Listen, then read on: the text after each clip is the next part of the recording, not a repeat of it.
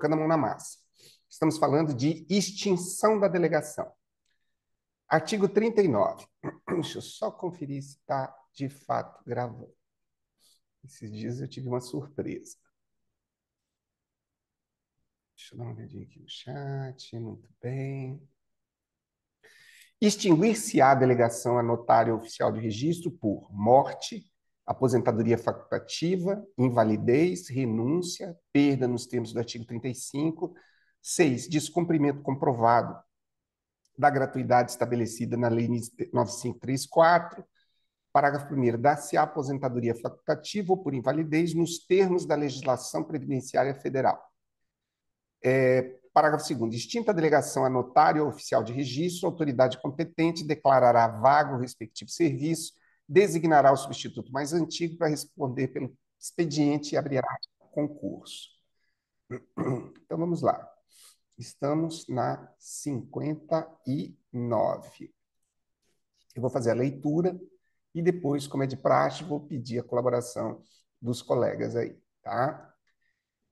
Um registrador manifestou interesse em se aposentar voluntariamente.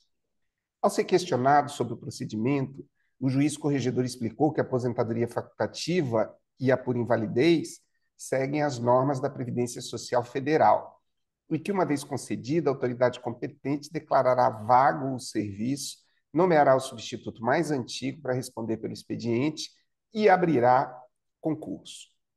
À luz das normas aplicáveis, assinale a afirmativa correta. Letra A. A aposentadoria facultativa independe das regras previdenciárias? Depende totalmente. Letra B. A aposentadoria facultativa ou por invalidez segue a legislação previdenciária federal, implicando vacância do serviço e abertura do concurso? Sim. Exatamente. Muito bem. O serviço permanece fechado até nomeação de novo titular? Sabemos que não, é designado o escrevente, né, mais antigo para assumir a interinidade. O substituto só pode assumir se aprovado em concurso? Em hipótese alguma. E a aposentadoria não gera vacância automática? Letra B. Artigo 39. Dá-se a aposentadoria facultativa ou por invalidez nos termos da legislação previdenciária federal. Parágrafo 2º. Extinta a delegação, a notário ou a oficial de registro, a autoridade competente declarará vago o respectivo serviço, designará o substituto mais antigo para responder pelo expediente e abrirá concurso. Muito bem. Quem poderia fazer para nós a leitura da 60? Fazer, professor. Por favor, Renata. Numa fiscalização, constatou-se que determinado registrador deixou de cumprir a gratuidade prevista na Lei 9534 de 1997, mesmo após ser advertido. Foi informado que essa conduta, uma vez comprovada, constitui causa de extinção da delegação, independentemente de outras sanções disciplinares previstas em lei. À luz das normas aplicáveis, assinale a afirmativa correta. Letra A. O descumprimento de gratuidade não é causa de extinção da delegação. Letra B. Apenas reincidência em descumprimento de gratuidade acarreta extinção da delegação. Letra C. O descumprimento comprovado da gratuidade legal acarreta extinção da delegação. Letra D.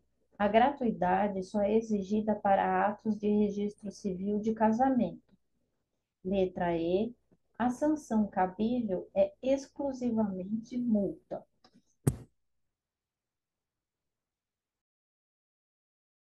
Abriu. Qual é a mais simpática aí? O que vocês acham?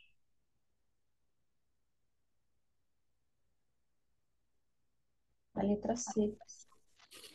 O descumprimento comprovado da gratuidade legal acarreta extinção da delegação. Muito bem. Alguém discorda? Renata, você pode, por WhatsApp, gentileza? eu, Pode falar. eu fiquei perdido com esse aqui. Para mim, isso aí acarretava a, a perda da delegação. Aí tem outra coisa. Muito bem colocado. Nós estamos num tópico aqui, Henrique, chamado a extinção da delegação. Extinção da delegação, tá? A extinção da delegação, ela pode se dar por algumas situações específicas aqui do artigo 39. A morte. Morreu o delegatário, extingue. Delegatário resolveu se aposentar. Perde a delegação. Tornou-se inválido. Perde a delegação. Renunciou para assumir outra serventia. Perde a delegação. Ou extingue-se a delegação. Perda é a quinta hipótese, tá, do artigo 39. E aqui faz-se uma referência ao artigo 35. Então, perda nos termos do artigo 35. A gente pode voltar rapidinho ali no artigo 35 para verificarmos. É sempre relevante, né, fazermos essas revisõezinhas, tá? Olha o que diz aqui, ó. Então, nós estamos aqui no capítulo das infrações disciplinares e das penalidades. Aqui, então, nós já vamos verificar que aquele inciso 5, que fala da perda nos termos do artigo 35, já está falando de uma perda relativa a uma penalidade. A perda da delegação dependerá de sentença judicial transitada em julgado. O examinador gosta de pegar essa situação. Somente com sentença judicial transitada em julgado se perderá a delegação. 2, de decisão decorrente de processo administrativo instaurado pelo juízo competente, assegurado amplo direito de defesa. Tá? Quando o caso configurar perda de delegação, o juízo competente suspenderá o notário, oficial de registro, até decisão final e designará interventor observando o disposto no artigo 36. Bem importante, a gente está sempre revisando esse 36. Quando, para apuração de faltas imputadas a notários ou oficiais de registro, for necessário o afastamento do titular do serviço, poderá ele ser suspenso preventivamente pelo prazo de 90 dias, prorrogável por mais 30. Esse prazo tem que estar na ponta da língua. Parágrafo 1º. Na hipótese do caput, o juízo competente designará interventor para responder pela serventia, quando o substituto também for acusado das faltas ou quando a medida se revelar conveniente para os serviços. Parágrafo 2º. Durante o período de afastamento, o titular perceberá metade da renda líquida da serventia, a outra metade será depositada em conta bancária especial com correção monetária. Parágrafo 3º. Absolvido o titular, receberá ele o montante dessa conta. Condenado, caberá esse montante ao interventor. Então, agora nós estamos retornando para a questão que estamos respondendo. Olha aqui, ó. Novamente, a extinção da delegação, morte, aposentadoria, invalidez, renúncia, perda nos termos do artigo 35 e descumprimento comprovado da gratuidade. Tá? Aí, nós estamos agora aqui, nessa questão 59, diz o seguinte... Opa, perdão. Aqui. Muito bem. Em uma fiscalização, constatou-se que determinado registrador... onde é que está aqui?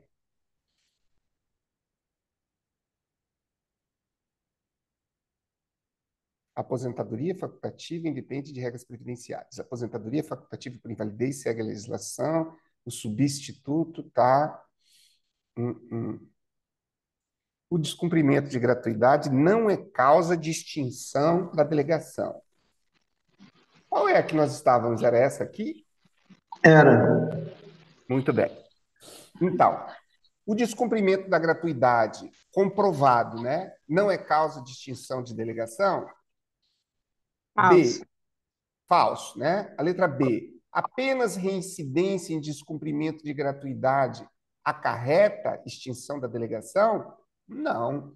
Nós Falso. lemos que é o descumprimento comprovado. Falso. C, o descumprimento comprovado da gratuidade legal acarreta extinção da delegação? Sim. Então, o que nós não podemos confundir? E por isso que eu achei bem importante, Henrique, você fazer essa pergunta. Confundir extinção de delegação com perda de delegação. Não são expressões sinônimas. Extinção de delegação é um gênero e a perda é uma espécie. Tudo bem? Aqui, 39, o descumprimento comprovado. Professor, Pode falar, José. tudo bem. No final eu quero fazer uma Pode observação. falar. Não tem problema, não. Tá. Porque não é nem discordando nem nada, é só assim aproveitar esse gancho aí para ver assim, é uma situação que eu não, claro, a lei é clara aí, descumprimento comprovado da gratuidade. Então, nesse caso, assim que eu comecei a ler a 935, eu entendia que dependia de processo administrativo. Mas é descumprimento comprovado. Comprovou, não tem mais nada a fazer. Não depende de processo administrativo. E sendo assim, eu entendo que é bem rigorosa mesmo essa norma, porque pode ser que aconteça essa comprovação aí por falha, interpretação, e aí, mas desde que ficou comprovado, a pessoa não tem nem como se defender, né? Pela letra da lei, é exatamente isso que está aí.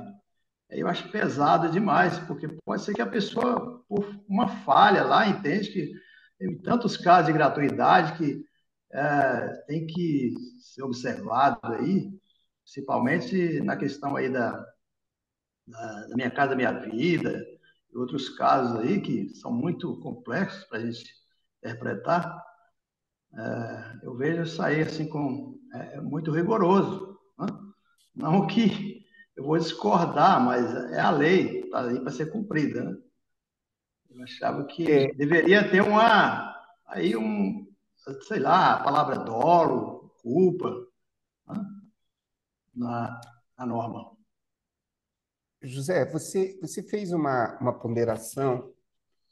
O delegatário, de modo geral, principalmente o delegatário de pequenas serventias e delegatário de médias serventias, como é o meu caso. Eu titularizo uma serventia relativamente pequena, com 6 funcionários, e essa titularidade ela traz alguns desafios tão assim grandes que isso me levou a querer escrever uma tese de doutorado sobre isso, tá?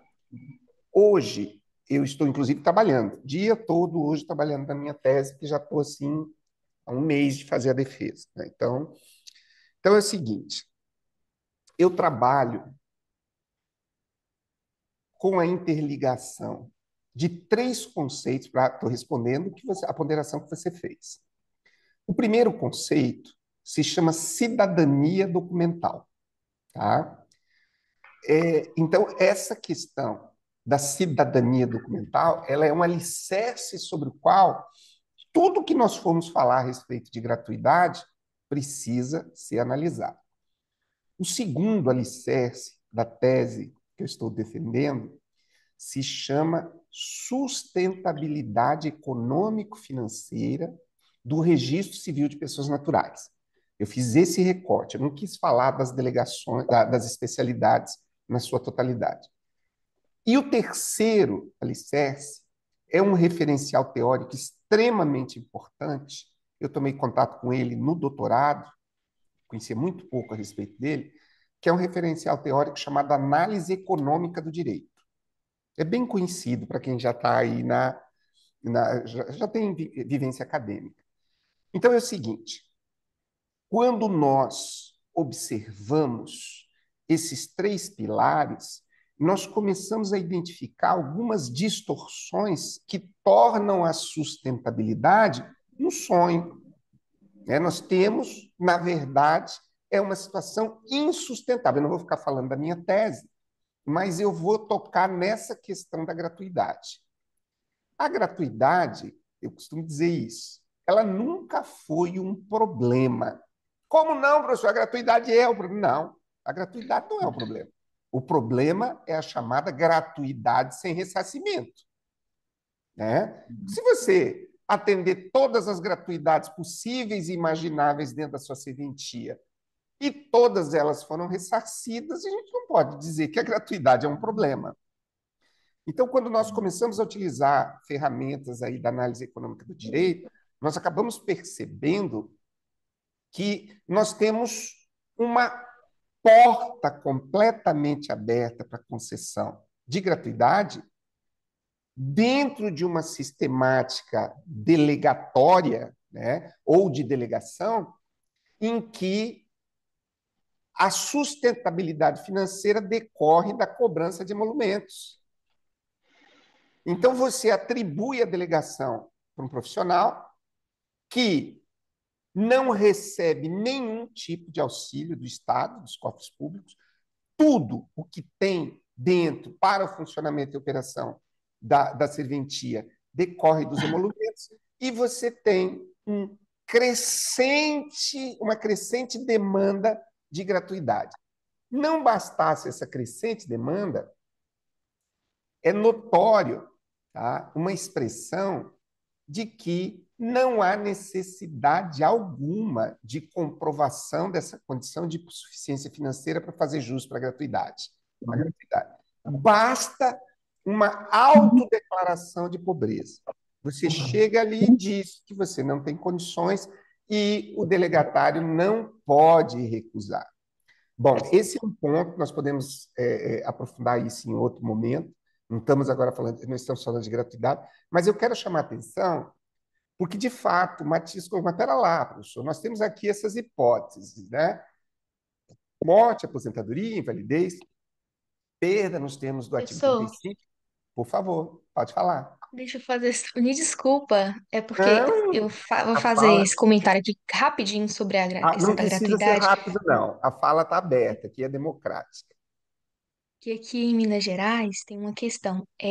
Muitos registradores civis, na verdade, todos os que eu já, assim, já consultei e tal, eles pedem comprovação da inscrição da pessoa no CAD único. Não pode. Exatamente. E acontece, assim, nunca vi ninguém fazendo denúncia, nada. Eles realmente só oferecem, né, serviços com a gratuidade prevista em lei se a pessoa comprovar que ela é inscrita aí no CAD único. Aí, só deixando essa. Não, eu acho, Jamile, você tocou esse assunto, gratuidade, uma hora a gente vai ter que se debruçar sobre ele.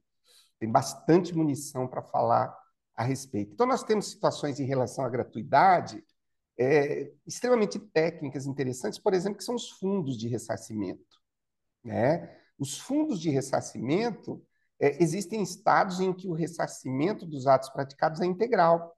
Então, por exemplo, uma certidão que custe, para exemplificar, assim, R$ 80, ela é fornecida gratuitamente e o fundo ressarce esse valor.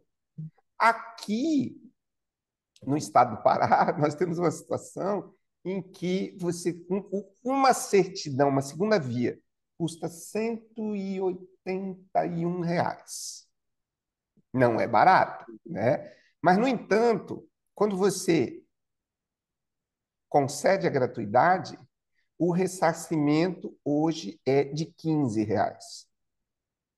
Então, olha só como é que você sustenta uma sistemática de gratuidade em que você não pode exigir absolutamente nada. O Matias colocou aqui a questão, né, ali diz descumprimento comprovado, mas eu particularmente entendo, Matias, que nós temos aqui que observar uma situação bem importante. Olha só. Voltando, Professor, pode falar. Quem quiser falar, está com a palavra aberta, tá? não está dando para não, professor. Lana, você está falando comigo? Opa, desculpa. Eu nem vi que estava aberto aqui. Não tem problema. Professor, São Oi, pode. Paulo, a gente tem um fundo que realmente eles fazem uma boa reposição dos valores. Eles, inclusive, eles já recolhem a parte do imposto de renda, já é uma preocupação a menos para a gente. Mas, Entendi. assim, eu vejo que as realidades do Brasil, elas são muito diferentes, né? E, além dessa questão da visão econômica do direito, também a gente tem que analisar os custos de transação. Porque Exatamente. no meu cartório, eu tenho 4 funcionários para o registro civil e uma que faz notas e eu reviso, e a que faz notas faz o dobro, às vezes quase o triplo do RCPN. Então, se eu não tivesse notas, eu iria sofrer, porque é muito serviço. E outra coisa, para a gente pagar um profissional competente, a gente precisa ter recursos para pagar esse profissional competente, senão ele sai e vai para outro lugar. Então, é bem Exato. complicado isso daí. O que a gente tem que fazer claro, em uma cidade pequena você conhece mais as pessoas e sabe quem realmente tem condição ou não. Mas mesmo que chegue uma pessoa e diga assim, hoje para mim, hoje eu não tenho condições de pagar uma certidão, hoje, mesmo que ele tenha recursos econômicos em bens imóveis, mas naquele instante ele declara para mim que não tem condição, eu faço gratuitamente. Só que a gente também tem um contraponto de sempre fiscalizar os repasses. A gente não pode ser leviano a ponto de não fiscalizar essa parte também. Então, assim, simplesmente perder a delegação porque você negou uma certidão gratuita ou um ato de casamento, eu acho que cabe defesa. Talvez fique difícil se fosse um registro de nascimento e um de óbito, mas de resto, eu acho que cabe defesa, sim. Muito bem, Né? Cícero. É isso aí. Essa é a situação. Muito bem observado. Os Eu também custos. acredito que cabe defesa, porque seria muito arbitrário, né? E assim, a regra não é essa. A regra é ter um processo administrativo, ou judicial e ou administrativo, para poder aplicar. É uma sanção muito grave. É uma sanção muito grave. Então, assim, não acredito que Justo. seria. Não sei, né? Eu não tenho prática, Mas, então eu nunca vi gente, mas também. essa comprovação aí não é uma comprovação à parte, não, é no processo, é no processo administrativo.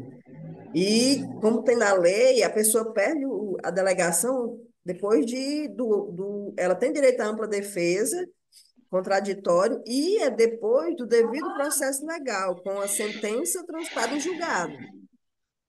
Por Então, um quando se respeito, dizer comprovada, não é uma comprovação, eu cheguei no balcão, solicitei a gratuidade e me negaram. Não é só isso, é comprovada no processo.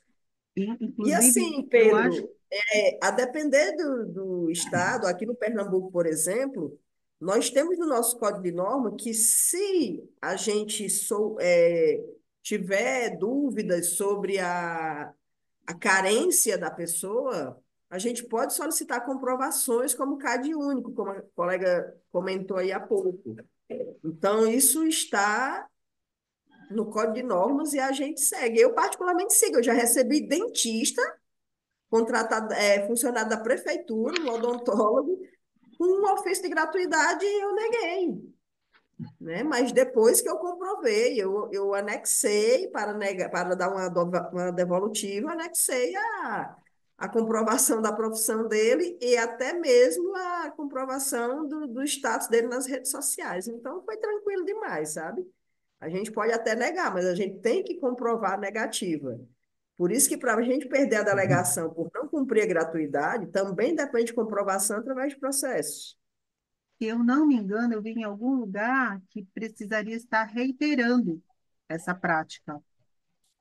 Eu não me recordo se foi alguma resposta de São Paulo em questão oral. Eu vou procurar. Se eu achar, eu coloco aqui. Excelente, Cícero. Colegas, É, deixa eu fazer uma ponderação. Pode professor, falar, Matias, pode tá falar. bom. É só mesmo para deixar claro, assim, a minha intenção foi mesmo de provocar essa discussão, mais voltada para a questão da prova. E no texto da norma, não fala nos termos do artigo 35, inciso 2, que fala no processo administrativo. Então, ficou subentendido que não necessitaria de processo administrativo, porque sempre que tem o processo administrativo, fala no termo do artigo 35, como é o caso da perda da delegação lá no inciso anterior. Mas foi só por isso mesmo que eu Tá levantei ótimo, a questão, tá? tá Da, ótimo. da gratuidade comprovada que está falando aí. Eu acho que nós precisamos, assim, pontuar algumas coisas aqui. Bem importante, Matias, o que você falou.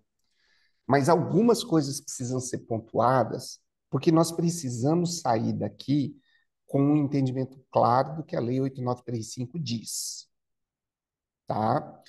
Então, nós vamos entender uma coisa aqui pelo artigo 35, tá? A perda da delegação, ela não se dá só por sentença judicial transitada em julgado.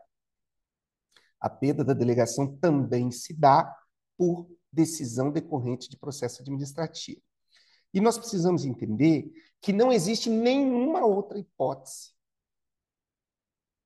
para a perda de delegação além dessas duas aqui. Ou é sentença judicial, ou é decisão decorrente de processo administrativo. Então, vamos deixar isso bem claro. Por quê? Porque se nós sairmos daqui convencidos de que é só sentença judicial que tira a gente, numa prova a gente pode se dar mal, porque não é. Uma Eu já decisão vi essa administrativa pergunta já, professor. Eu já vi essa pergunta já. interessante, né, Denise? Então a gente precisa deixar isso bem claro. Agora, como juristas, nós sabemos que nós temos aqui todo o processo administrativo, ele pode ser revisto judicialmente. Então, em última análise, né, é possível que uma decisão de processo administrativo seja confirmada posteriormente por sentença judicial. Mas nós temos que ter bem claro que essas coisas estão separadas. Agora, eu quero que vocês prestem muito bem atenção nessa terminologia perda da delegação. Nós começamos fazendo uma distinção aqui entre extinção e perda. Então, agora nós vamos lá para frente para fazer uma análise que eu considero importantíssima nesse debate, sem achar que eu tenho razão, ou que é essa aqui, ó. Prestem bem atenção. Extingue-se a delegação a notário ou a oficial de registro por morte. Morreu, extinguiu. Eu não vou falar em perda de delegação, né, porque a pessoa morreu. Perdeu a delegação porque morreu. Não, a morte é uma hipótese de extinção da delegação. Aposentadoria facultativa. Perdeu a delegação porque se aposentou. Gente, a aposentadoria é facultativa. Você não perdeu a delegação porque você se aposentou, você optou por se aposentar. Né? Quem opta por se aposentar tem como consequência, né, a extinção da delegação. Tá? Não se Professor, aposenta, não se extingue a posso só delegação. fazer um Pode falar. parênteses na aposentadoria? Pode falar. Isso. Então, só para quem não tem conhecimento, até tem uma questão ali da ADIM ali, a questão da aposentadoria, existia a discussão se aplicava aos agentes delegatários a questão da aposentadoria compulsória dos servidores públicos, né?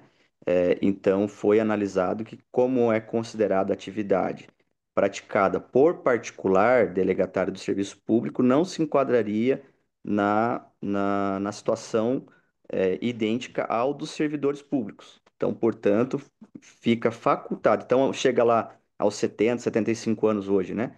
Do serviço público, se o delegatário tiver saúde, ele quiser continuar com a delegação, ele não é obrigado a se aposentar aos 75 anos hoje, por exemplo, né? Salvo se ele se aposentar em qualquer idade, daí sim, facultativamente ele vai ter a extinção da delegação. Mas a aposentadoria não é compulsória, mesmo atingindo a idade do servidor público, da lei do serviço público. Muito bem, Denis, muito bem. E o interessante nessa questão é que o contrário não ocorre, né? Você pode ser aposentado e pleitear uma delegação, acumular, né, aposentadoria com o exercício da delegação. Por Mas isso que se tem a lei hoje que está querendo tirar a questão da aposentadoria como hipótese de extinção de delegação, né? Porque se é permitido ao aposentado ingressar na atividade, então claro, poderia também quem já está na atividade se aposentar e continuar exercendo a atividade. Então tem essa exatamente, Uhum. exatamente, discussão hoje.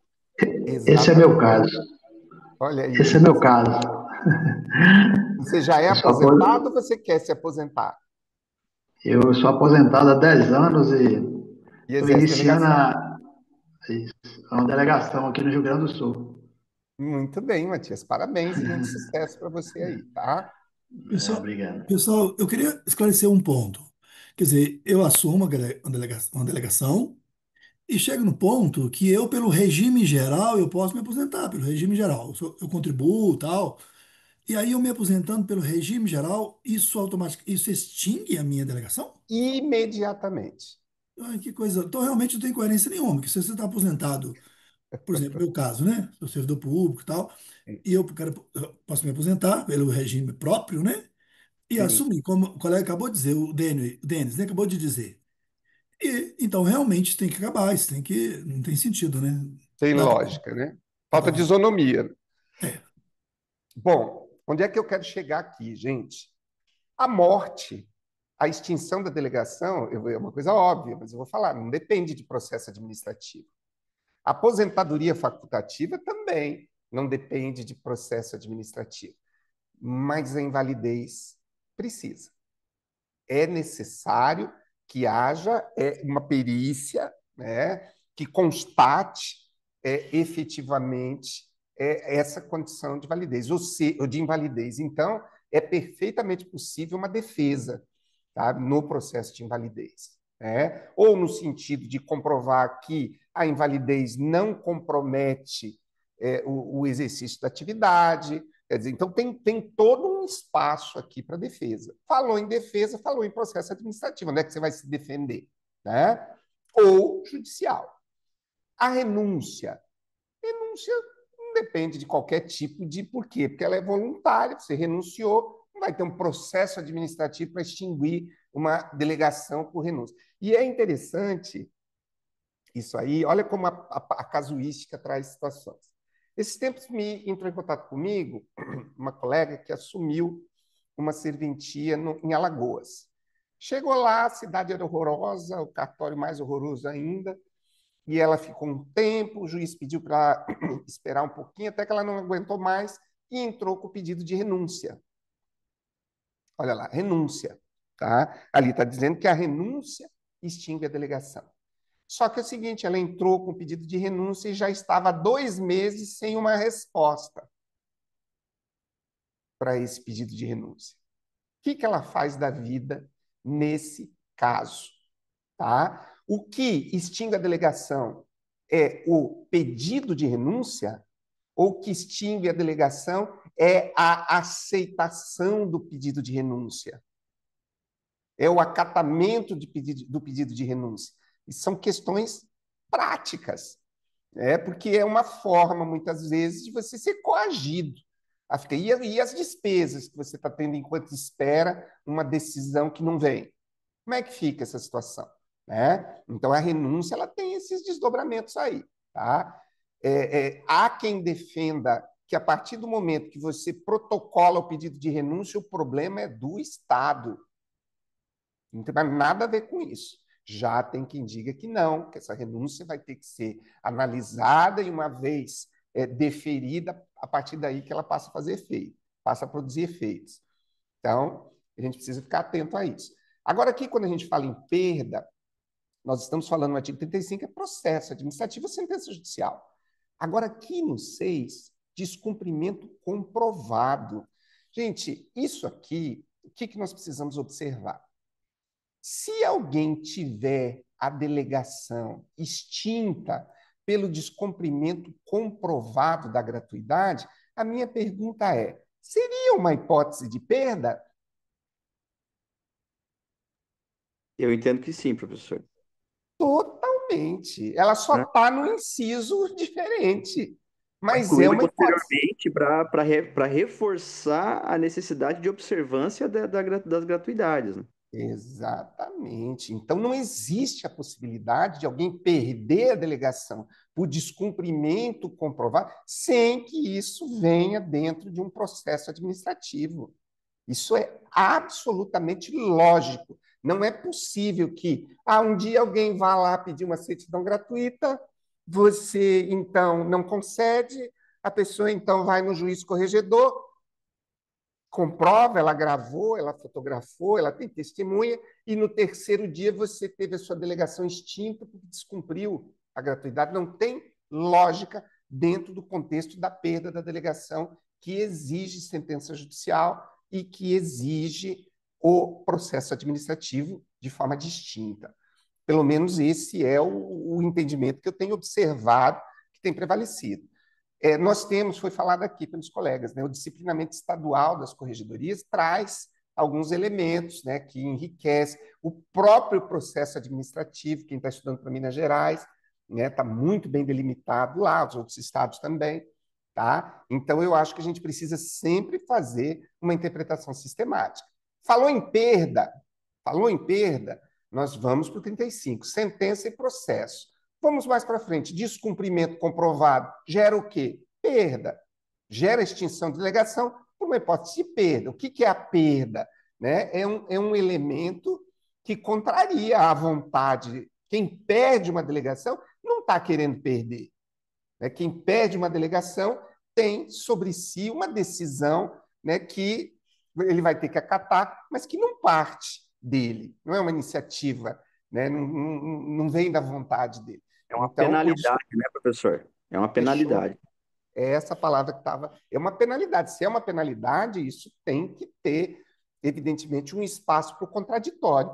Ora, onde é que esse contraditório vai ser exercido? Ou num processo judicial, ou num processo administrativo. Tá?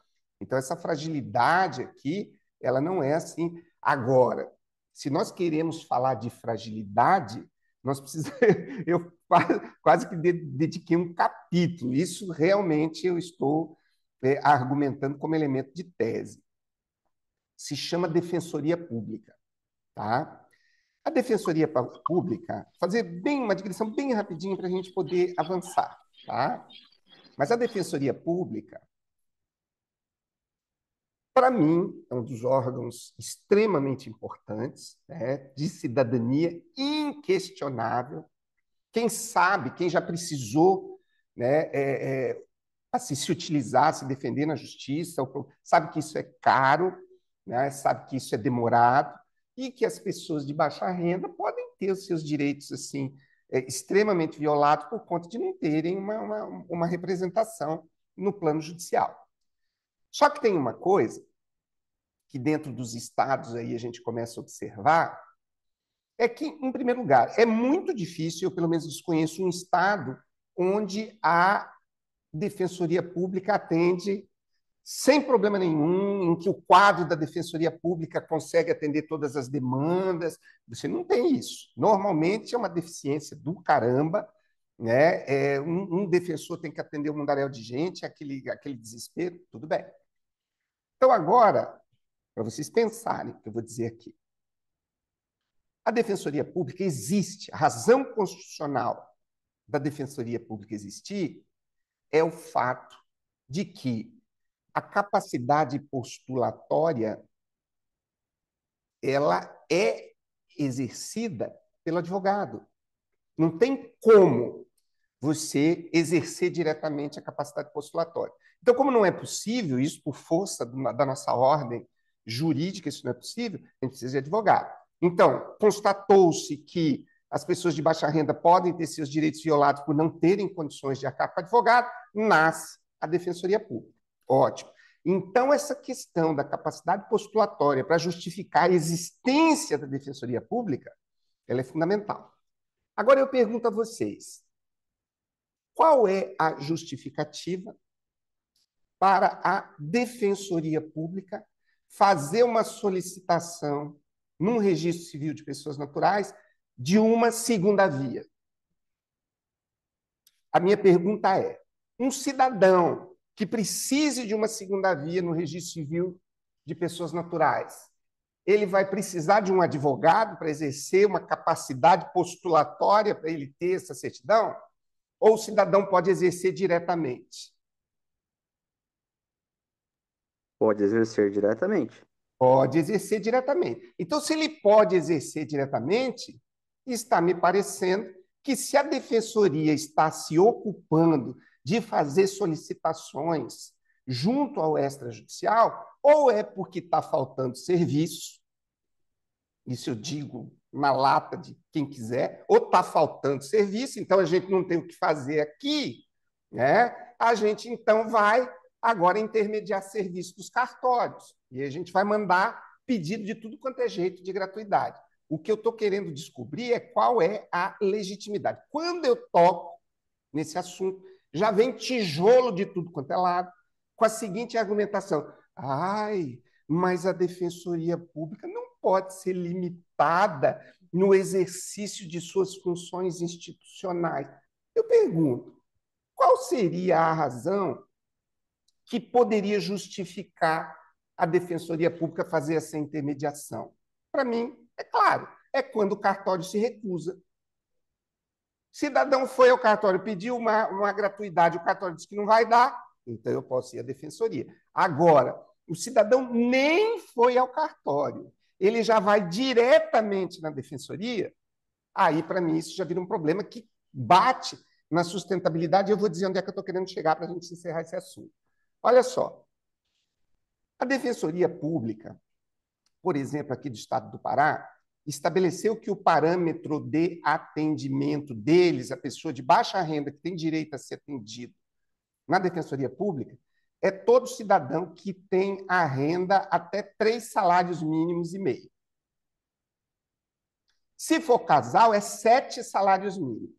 Então, aqui no Estado do Pará, 7 salários mínimos dá 7 mil, dá R$ 9.500. Isso significa que um casal cuja renda é R$ 9.500 pode chegar no cartório e pedir a gratuidade. Ah, mas eu vou provar, não vou provar nada. Se a defensoria fez a solicitação, experimenta você começar a se opor à concessão dessa gratuidade. Rapidinho você já cai ali no 6. Então, eu venho argumentando e, inclusive, propondo a questão normativa, é que a defensoria só faça essa intermediação quando for comprovadamente necessário para a instrução de algum processo. Professor, Pode falar, Cícero. até porque o fundo de ressarcimento aos atos gratuitos tem um fundo, ou seja, não tem dinheiro para pagar tudo que o pessoal pedir de graça. Então, a gente também tem que prestar atenção nessa questão. Muito bem. Não, exatamente. Não é possível. Se nós transformarmos a gratuidade... E aí nós vamos falar de externalidades, né? Vamos falar nessa questão toda. Poxa, se você começa a atender indiscriminadamente, está sujeito, você está atendendo quem não precisa em detrimento de quem precisa. Esse é um dos pontos fundamentais. E tem muita discussão em cima disso. E o que me parece que está acontecendo? Falta. Aí vem o CNJ, com todo respeito ao CNJ, e determina que a concessão de gratuidade, por exemplo, no notas para inventário, para divórcio, basta você alegar a sua situação de insuficiência e pedir a gratuidade. Dentro do notas, nós nem temos fundo de ressarcimento ainda. Como é que você lida, como é que você faz frente com uma situação tão adversa? E aí, eu falei que ia finalizar e não finalizei. Olha só, o que a gente vê? As defensorias públicas, elas são elas são vinculadas ao executivo, tá? Então, agora, aqui no interior do estado do Pará, é muito comum, pelo menos assim, a cada 3 meses, vem uma caravana da cidadania. Toda caravana da cidadania tem um nome de um deputado vinculado a ela. Eles vêm para a cidade, esses dias eu encrespei aqui. Por quê? Porque eles fizeram uma divulgação aqui, não conversaram com o cartório, foram para uma escola aqui E eles divulgaram em outdoor aqui na cidade 500 certidões gratuitas para a população. Eu entrei em contato com a Noreg para eles pleitearem junto à Secretaria de Justiça e Cidadania que eles deveriam colocar que essas certidões são direcionadas para a população carente. Não é verdade? Aí eu até brinquei com essa situação. Se não tirarem, a próxima vez que a caravana vier aqui, eu vou contratar 5 outdoors e vou espalhar pela cidade bem grande, dizendo assim: atendimento jurídico de graça para todo mundo, e ainda vou colocar assim: galera, chegou a hora, a defensoria vai estar lá atendendo todo mundo de graça. Vocês entenderam a lógica, a malícia que eu estou falando? Poxa, como é que você cria, né, uma política pública que eu considero demagógica, eleitoreira, não conversa com os registros civis de pessoas naturais, e a gente é que se entra. É nesse contexto que a gente fala de sustentabilidade. Se alguém quiser falar alguma coisa, antes da gente prosseguir, está aberta a palavra. Só Eu só queria. para complementar essa questão das escrituras de inventário e partilha, tem uma decisão de São Paulo, não me lembro qual foi quem assinou na corregedoria mesmo, acho que foi até no Conselho Superior da Magistratura, porque aqui a gente tem uma diferencinha, né? Algumas coisas de registro vai para o Conselho e as coisas de notas vai para a corregedoria, e averbações vai para a corregedoria. Essa que barrou foi a questão tributária. Não foi para frente porque nós temos muitos repasses, né? E aí precisa de lei complementar para realmente ir para frente. Por isso que até hoje não tem nenhum inventário, nem divórcio gratuito no Extra. Interessante. Mais alguém quer falar? É só para fazer uma. Esse É só parâmetro fazer do uma. senhor aí. Pode falar, Matias, pode falar. Obrigado. É só para não deixar passar aqui a questão da aposentadoria, que a última coisa que foi discutida aí é essa possibilidade ou não de essa discussão na legislação para tirar a possibilidade da pessoa trabalhar mesmo aposentado. Lembrando que mesmo com a reforma, a legislação previdenciária permite uma aposentadoria a aposentadoria própria com a aposentadoria pelo regime geral, né? Então, vamos pensar aqui no meu caso, eu sou aposentado pelo regime próprio. Daqui 15 anos eu posso aposentar pelo regime, pelo cartório aqui, né? É só isso. Muito E quem está obrigado. vinculado também ao regime geral pode se aposentar e continuar trabalhando e continuar contribuindo, né? Essa é a questão. Exatamente. Eu Exatamente. vi aí vocês Obrigado. falando, aí eu lembrei que temos colegas lá em Rondônia que aposentaram. Eles estavam em ativa, estavam ativos e aposentaram e continuaram como cartorários. Olha só. Denis, você queria Esse, falar? Duas coisinhas rápidas, só para um comentário e outra uma reflexão. É, como o professor falou, é um assunto longo que a gente, né, precisaria ter muitos aprofundamentos. Mas se for esse parâmetro que o professor colocou, de R$ 9.500, o casal, por exemplo, para ter acesso à defensoria pública, que ele também tem acesso às gratuidades do registro civil, 90%, se não mais, né? Acho que talvez os nossos atendimentos seriam todos gratuitos, né? Porque hoje em dia, infelizmente, a realidade, às vezes, das famílias não chega a receber um salário desse, né? Exatamente. E a reflexão que eu queria deixar é o seguinte, né? Essa é uma coisa que eu acho que poderia fortalecer, e isso todo mundo fala, a questão que os cartórios são. Tá tendo uma série de reportagens do UOL, né, recentemente, não sei se o pessoal tem acompanhado, até eu não tenho aberto muito aqui, até os colegas têm. Geralmente, Todo um mundo abre rico, né? e Bilhão. coloca no. Aqui no Paraná, aqui o pessoal tá fazendo assim: um abre e posta no grupo da, Para não das ficar dando presidências. plateia, Isso, né? para não A ficar dando última plateia. notícia de hoje é eles estão querendo teto, implementar o teto. Então, aí porque tem. E você vê lá que aqui no caso do Paraná, o Notas é o menor valor de tabela do Brasil, né? no teto, né? 1.377. Aí eu tenho lá acho que o Acre, acho que é R$ 8.000 lá, se eu não me engano. Mas o que eu queria dizer é o seguinte, né? Na questão de emolumentos. Se nós não tivéssemos que fazer tantos repasses para a Defensoria Pública, aqui no Paraná nós temos repasse para a Defensoria Pública, é, Fundo de Ministério Segurança Público. dos Magistrados. Segurança dos Magistrados, né? E fui o tal do FUNREJUST aqui que vai para o Tribunal de Justiça, né? Que é uma alíquota sobre o valor do bem. Então, só para vocês terem uma ideia, se acima de R$ 700.000 uma escritura, o tribunal leva mais dinheiro do que eu levo na escritura, né? É O tribunal absurdo, leva né? mais de FUNREJUST do que eu levo de emolumentos. Então, tem minha responsabilidade, né? Então, para vocês entenderem. Então, se tivesse, por exemplo, uma porcentagem pelos emolumentos e não pelo valor do negócio, beleza. Agora, se nós não tivéssemos que fazer esse monte de outros estados, tem, acho que Minas tem até para Procuradoria Geral. Bahia 52, Rondônia 47. Então, gente, olha, o tanto que, por exemplo, poderia ser feito, então, um repasse para um fundo dos notários e registradores, para exatamente, às vezes, suprir essas questões.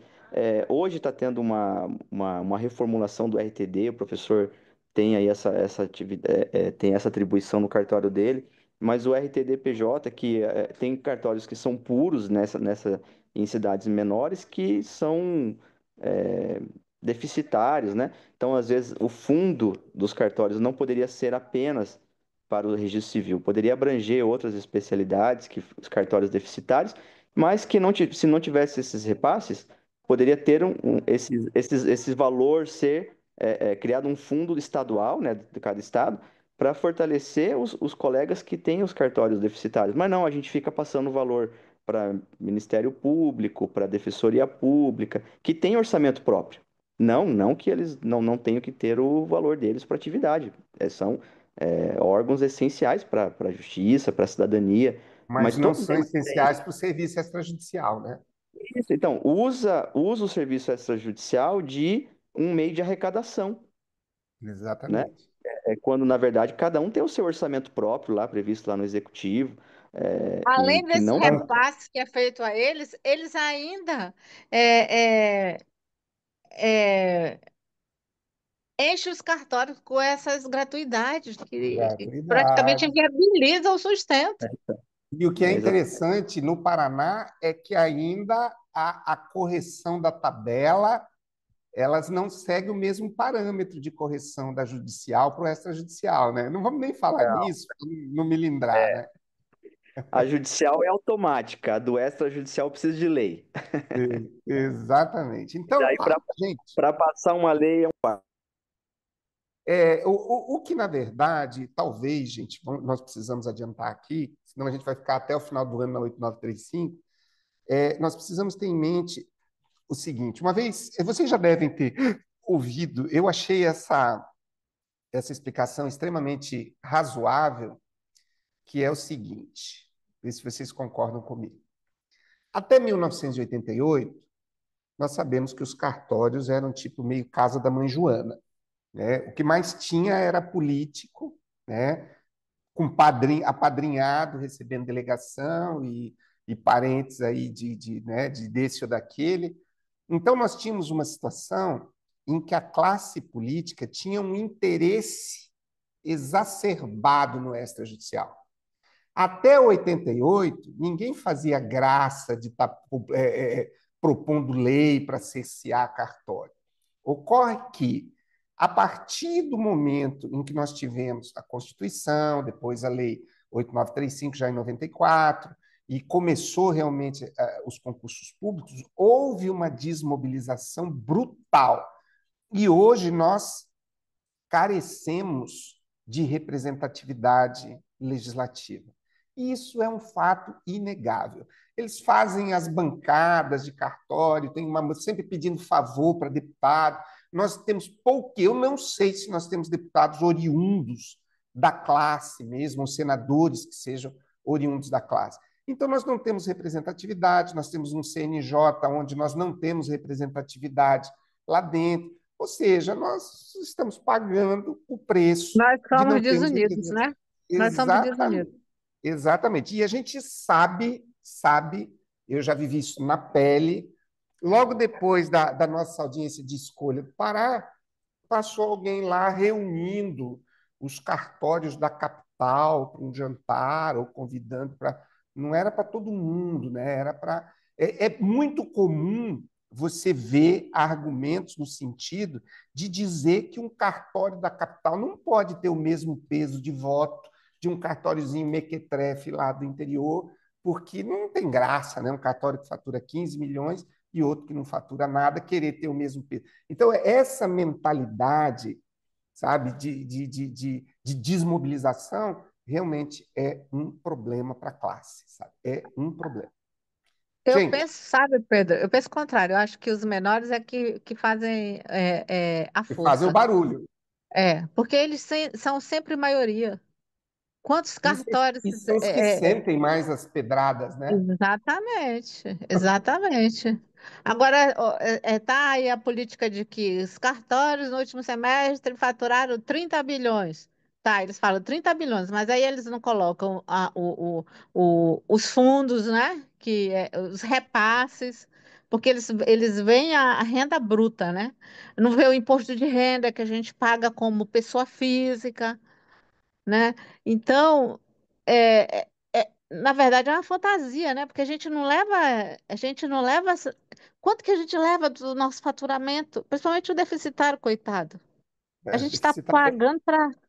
para trabalhar. É, Isso que você falou agora, Lana, eu venho batendo numa tecla, quero escrever sobre isso, que eu acho que já hoje nós estamos numa luta danada para estabelecer uma renda mínima. Mas vocês já perceberam que essa renda mínima é para o cartório, não é para o delegatário. Eu acho que hoje nós já deveríamos estar falando de renda mínima para delegatário.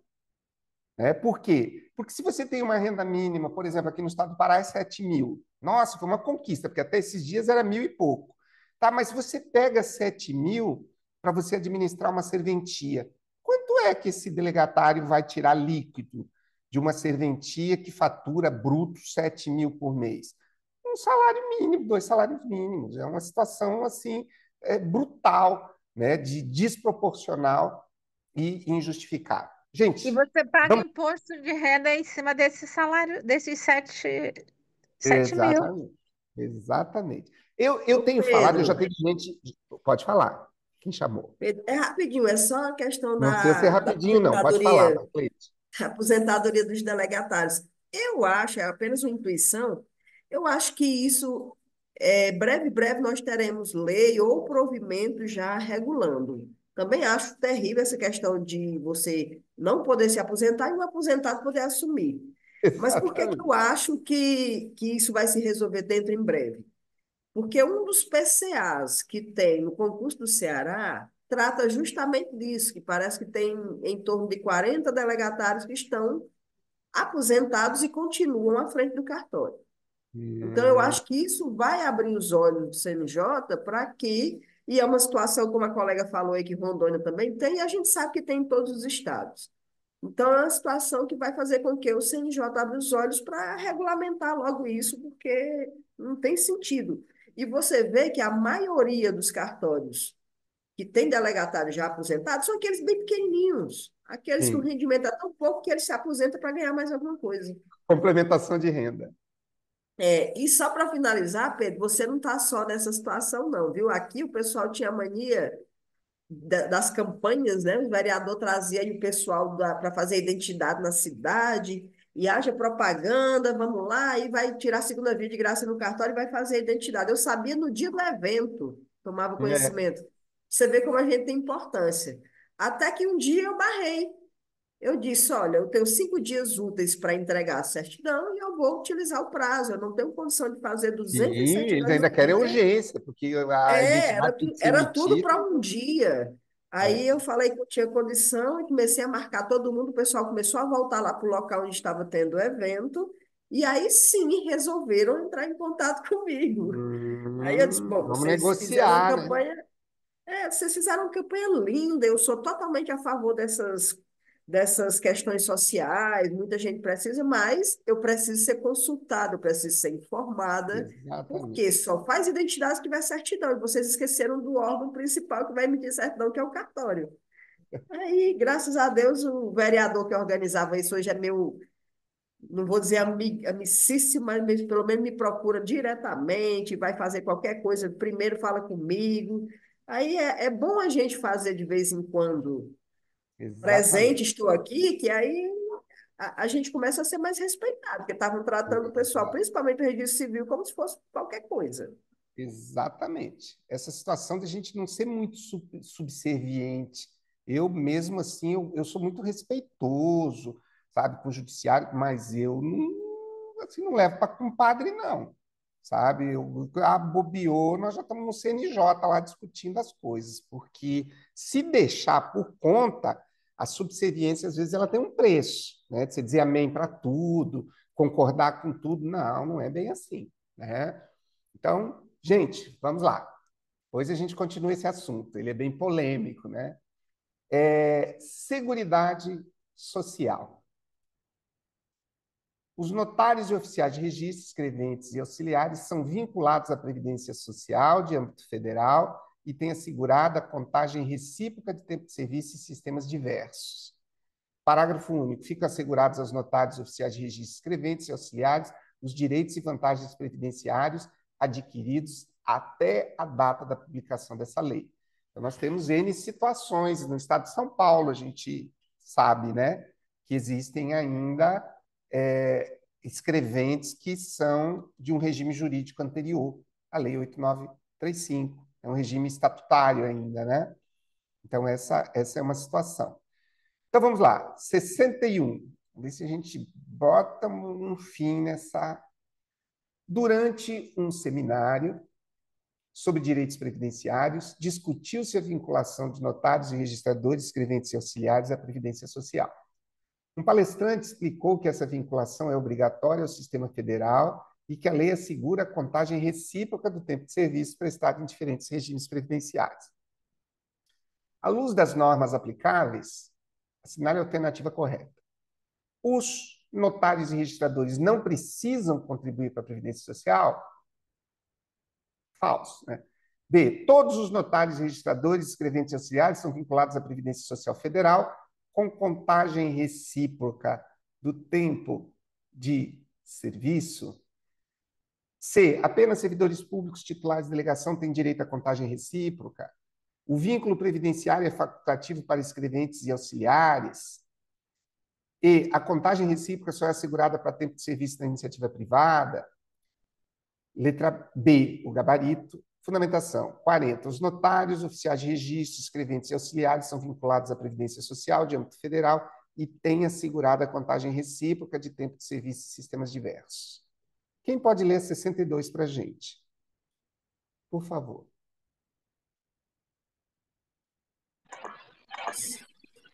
Eu posso ler. Por favor, Matheus. Um escrevente questionou se manteria direitos previdenciários adquiridos antes da vigência da Lei 8935/94. O oficial explicou que a lei assegura a preservação desses direitos para todos os notários, registradores, escreventes e auxiliares que já haviam adquirido até a data da sua publicação. À luz das normas aplicáveis, assinale a alternativa correta. Direitos previdenciários adquiridos antes da lei foram extintos. Apenas os titulares de serventias têm preservação dos direitos previdenciários antigos. Letra C. A lei assegura os direitos e vantagens previdenciários adquiridos antes da sua publicação a todos os notários, registradores, escreventes e auxiliares. Letra D. Os direitos adquiridos só são preservados para quem se aposentou antes da lei. Letra E. Não há previsão de preservação de direitos. Alternativa correta, eu entendo que seja a letra C. Muito bem. Letra C. Pode ler a fundamentação. Fundamentação. Os notários oficiais de registro, escreventes auxiliares estão vinculados à Previdência Social no âmbito federal e tem assegurado a contagem recíproca do tempo de serviço em sistemas diversos. Parágrafo único. Ficam assegurados aos notários oficiais de registro, escreventes auxiliares, os direitos e vantagens previdenciários adquiridos até a data da publicação desta lei. Muito bem, muito obrigado. Então vamos lá, disposições gerais. Vamos ver qual é a relevância das disposições gerais aqui. Já estamos indo para a finalização, né? Vamos lá. Vamos ver se de fato tem relevância. Olha só. Incumbe, 41, aos notários e aos oficiais de registro praticarem, independentemente de autorização, todos os atos previstos em lei necessários à organização e execução do serviço, podendo ainda adotar sistemas de computação, microfilmagem, disco óptico e outros meios de reprodução. 42. Os papéis referentes aos serviços dos notários e dos oficiais de registro serão arquivados mediante utilização de processos que facilitem as buscas. 42A. As centrais de serviços eletrônicos, geridas por entidade representativa da atividade notarial de registro para acessibilidade digital a serviços e maior publicidade, sistematização e tratamento digital de dados e informações inerentes a atribuições delegadas, poderão fixar preços e gratuidades pelos serviços de natureza complementar que prestam e disponibilizam aos seus usuários de forma facultativa. Isso aqui a gente precisa prestar atenção, né? Que nós tivemos aí uma discussão fortíssima sobre a ONR, a questão de cobrança de serviços prestados, né? Então, hoje nós temos as cobranças das centrais, dos organizadores nacionais realizados pela serventia e não pelos usuários, tá? Então, vamos ficar bem atentos aqui, porque esse artigo 42 precisa ser melhor dimensionado. 43. Cada serviço notarial de registro funcionará em um só local, vedada a instalação de sucursal. Isso aqui é um problema sério. 44. Verificada a absoluta impossibilidade de se prover, através de concurso público, a titularidade de serviço notarial de registro, por desinteresse ou inexistência de candidatos, o juízo competente proporá à autoridade competente a extinção do serviço e a anexação de suas atribuições ao serviço de mesma natureza mais próximo ou aquele localizado na sede do respectivo município ou de município contíguo. Parágrafo 2º. Em cada sede municipal, haverá no mínimo um registrador civil das pessoas naturais. 13. Olha só, em cada sede municipal haverá no mínimo um registrador civil. Parágrafo 3º. Nos municípios de significativa extensão territorial, a juízo do respectivo estado, cada sede distrital disporá no mínimo de um registro civil de pessoas naturais. Interessante. 45. São gratuitos os assentos do registro civil de nascimento de óbito, bem como a primeira certidão respectiva. Parágrafo 1º. Para os reconhecidamente pobres, não serão cobrados emolumentos pelas certidões a que se refere este artigo. Na verdade, as que se refere a esse artigo já têm uma gratuidade universal, né? Não seria tão somente para os reconhecidamente pobres. Parágrafo 2º. É proibida a inserção nas certidões de que trata o parágrafo 1º deste artigo de expressões que indiquem condição de pobreza ou semelhantes.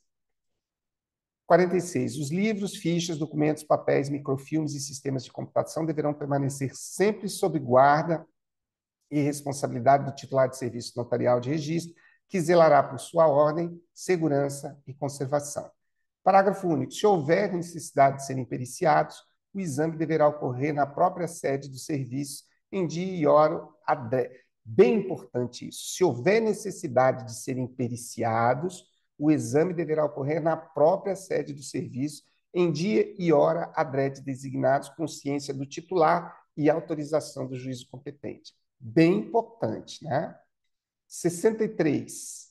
Quem pode ler para nós, por gentileza, essa questão? Posso fazer um comentário aqui do parágrafo 1º Claro que sim. do 45? Para os reconhecidamente pobres, não serão cobrados emolumentos pelas certidões a que se refere esse artigo. E aí no artigo fala de nascimento e óbito, né? Do registro da primeira certidão e depois as demais certidões para reconhecidamente pobres. No entanto, a Constituição Federal, ela fala da gratuidade da justiça para as pessoas que não têm condição, declaradamente pobres. E aí você estende todos os outros demais atos praticados pelo Registro Civil das Pessoas Naturais, o casamento, os procedimentos de retificação, com exceção do transgênero, que lá no CNN está expresso de que, quando for pelo extrajudicial, não haverá gratuidade. Seria essa a ponderação desse parágrafo 1º do 45. E aqui no 44, que aí verificada a absoluta impossibilidade de se prover através do concurso público e tudo mais, será que foi o caso de Minas Gerais, que o juiz competente, eles começaram a fazer essas anexações sem uma lei que autorizasse essas anexações, extinção de alguns cartórios, unidades para anexar? Porque para criação, a gente precisa de lei. Para anexação, será que foi esse 44 que eles utilizaram? Eu fiquei um pouco na dúvida. Teria sido isso. Me parece Tem que uma, tem outros estados também que tentaram fazer isso, e aí teve impugnação no concurso. Acho que isso, não tem uma sei. situação, Cícera, se você me permite só fazer uma pontuação. Existe movimento nacional protagonizado por tribunais, eu venho acompanhando isso bem de perto no CNJ. Paraná é um deles, né, que teve esse problema. Mas nós temos problema no Ceará, na Paraíba, Minas Gerais. O que ocorreu? Todos os tribunais começaram a sentir uma necessidade enorme de fazer uma reestruturação, tá, do serviço extrajudicial nos seus estados. Nós sabemos que Minas Gerais era um estado que tinha sucessivos concursos com números enormes de serventias que não eram preenchidas, então era uma coisa nada. Então tinha uma justificativa para se fazer uma lei, tá? No sentido de se fazer essa reestruturação. O que ocorre é que aqui nós temos no 44, vamos ali na segunda linha, diz por desinteresse ou inexistência de candidatos. Só nessa hipótese você pode extinguir, né, ou anexar uma serventia. O que ocorreu nessas leis é que vários serviços, tá? Faturamento de 2 milhões, foram anexados a serventias que faturavam 100 mil por semestre. Aí fez-se o seguinte questionamento, mas espera lá, se eu anexo um serviço que não é deficitário a um outro, significa que esse serviço que foi anexado não vai para o próximo concurso. Correto? Então, começou a crescer o entendimento de que essas leis de reestruturação, elas foram um subterfúgio, e aí alguns colegas, eu não posso afirmar que isso seja verdade, começaram a fazer investigações mais profundas e começaram a descobrir que essas anexações, elas tinham sobrenome. Entendi. Então, a gente não precisa falar mais nada, né? Ou seja, não é que todo mundo recebeu anexação. Não foi bem assim. O que aconteceu? Né? Aí tem uma discussão, daria uma aula inteira para a gente falar a respeito do PCA. Tá? Então, nós temos situações assim, gravíssimas no CNJ a respeito dessa aqui. Tem colegas trabalhando dia e noite para arrebentar com essas leis de reestruturação. Só que é o seguinte, o discurso que a gente ouve é que quem está querendo anular essas leis ou revogar essas leis está trabalhando contra o sistema, porque foi uma luta para conseguir essa reformulação. Será? Então, a gente tem que ficar muito atento a essas coisas. Então, uma extinção ou anexação, ela só pode ser feita se houver desinteresse ou inexistência. É lógico que, se você for olhar na lei, não existe assim, eu vou anexar essa serventia de domingo. Não é nada disso. mas cria-se regras em que isso se torna a única solução. Tá? Então, esse é o problema. Tudo bem? Vamos adiante? Um titular de cartório decidiu... Gente, eu edito depois na publicação, tiro todos esses nossos comentários aqui, deixo só comentário de por quê? Para a gente poder divulgar isso sem nenhum tipo de preocupação. Um titular de cartório decidiu modernizar sua serventia, adotando sistema de gestão eletrônica com armazenamento em nuvem, scanners de alta resolução e microfilmagem para arquivamento de atos. Ao ser questionado, afirmou que não precisaria de autorização judicial para implementar essas melhorias, pois a lei lhe confere autonomia para adotar meios tecnológicos adequados, desde que previstos em lei. À luz das normas aplicáveis, a adoção de sistemas eletrônicos exige autorização judicial prévia? B. O notário registrador pode adotar sistemas como computação e microfilmagem independentemente de autorização? Sim. Apenas o Poder Judiciário Executivo pode autorizar o uso de tecnologia em cartórios? D. O uso de disco óptico é proibido? E a lei não trata de sistemas de computação? Então, a alternativa correta é a letra B.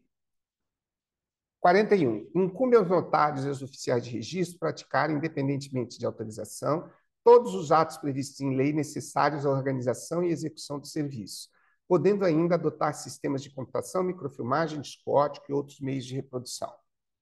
Quem poderia ler para a gente a 64? Por favor. É mesmo. Eu Por posso. favor. Ah, Cícera. Pode ler, Andressa.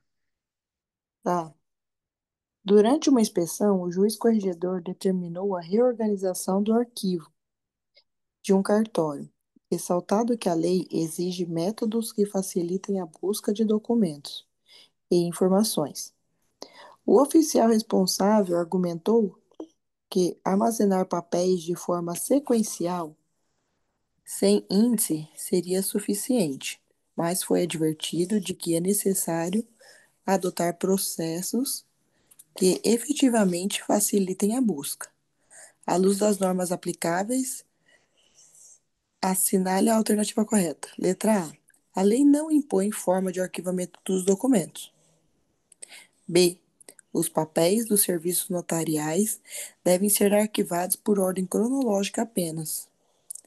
C. O arquivamento deve utilizar processos que facilitem as buscas. D. O arquivamento é atribuição exclusiva do Poder Judiciário.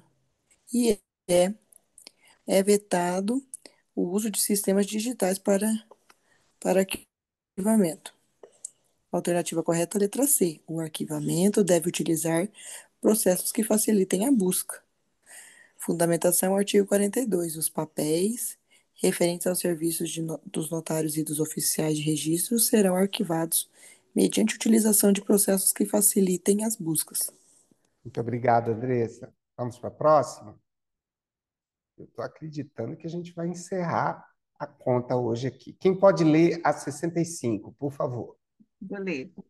65. Um oficial de registro solicitou autorização para instalar uma sucursal de sua serventia em outro bairro do mesmo município, alegando que isso facilitaria o atendimento ao público. Foi informado de que a lei veda a possibilidade, determinando que cada serviço funcione em um único local. À luz das normas aplicáveis, assinale a alternativa correta. A. A lei permite instalação de sucursal no mesmo município. B. A lei veda a instalação de sucursal para cada serviço notarial ou de registro. C. O titular pode abrir sucursal com autorização da corregedoria. D. O titular pode abrir sucursal se o serviço for de registro de imóveis. E. A lei não trata de instalação de sucursal. Muito bem. A letra B. A lei veda a instalação de sucursal para cada serviço notarial ou de registro. Fundamentação 43, artigo 43. Cada serviço notarial ou de registro funcionará em um só local, vedada a instalação de sucursal. Excelente. Muito obrigado, Cícera. Quem pode ler assim? Lembrando que as unidades interligadas nos hospitais não são consideradas sucursais. Excelente observação. Obrigado, Cícera. Vamos lá. Quem pode ler a 66 para a gente? Posso ler, professor? Por favor, Henrique. Em município de pequeno porte, não houve candidatos interessados na titularidade de um cartório, mesmo após a abertura de concurso público.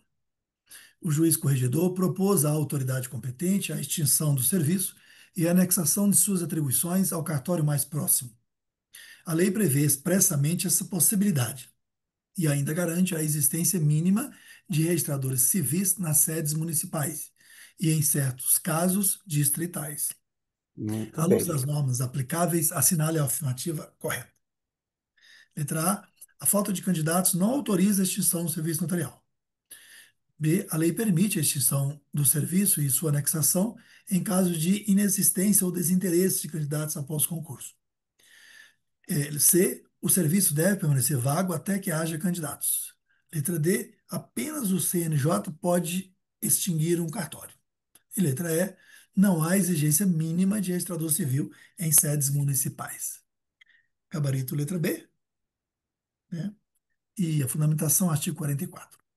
Verificada a absoluta impossibilidade de se prover, através de concurso público, a titularidade de serviço notarial ou de registro, por desinteresse ou inexistência de candidatos, o juízo competente proporá à autoridade competente a extinção do serviço e a anexação de suas atribuições ao serviço da mesma natureza mais próximo, ou àquele localizado na sede do respectivo município ou de município contíguo. Parágrafo 2º. Em cada sede municipal haverá, no mínimo, um registrador civil das pessoas naturais. Parágrafo 3º. Nos municípios de significativa extensão territorial, a juízo do respectivo estado, cada sede distrital disporá, no mínimo, de um registrador civil das pessoas naturais. Fonte Muito 8935-94.